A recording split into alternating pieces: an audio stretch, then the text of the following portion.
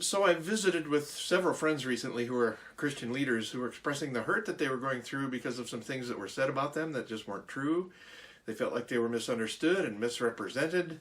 And the hurt that that brings because of the relationships that get fractured in the midst of that. Reminded me of something that David went through when he was a leader, written about in 2 Samuel chapter 16. Listen to these words, starting with verse 13.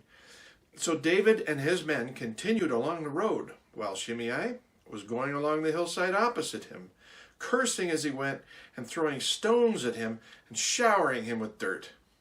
And the king and all the people with him arrived at their destination exhausted, and there he refreshed himself. No matter how well prepared and supported and protected we think we are, negative stuff will be dropped on us. Dirt will be thrown at us. Sticks and stones really do hurt, and so do critical words when they are thrown in our direction. What did David and his friends that were with him do when that happened? They pressed on. They kept walking. Soldiers of the king do that. They press on, even in the pain, knowing that God will do something in it and through it. We once told our son that he had the heart of a warrior, like King David. And right after his graduation ceremony from the United States Marine Corps boot camp, we were headed over to an outdoor eating place, talking and sharing memories and having great conversations, sat down to have a great lunch together. And we talked about the foundations of the USMC ethics training and the things that were, becoming important to him. Courage, commitment, honor. And he looked so sharp in his freshly pressed uniform. Every inch was pressed and clean and immaculate. He was ready for a close inspection at any moment.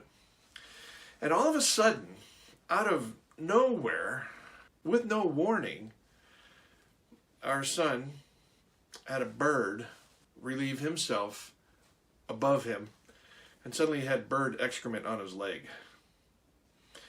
And then a second shot splattered him right in the middle of his hat.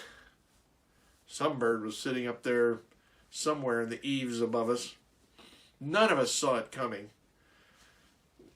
From a bird is one thing, but David had dirt thrown directly at him so intensely that he was pretty exhausted when they arrived at their destination.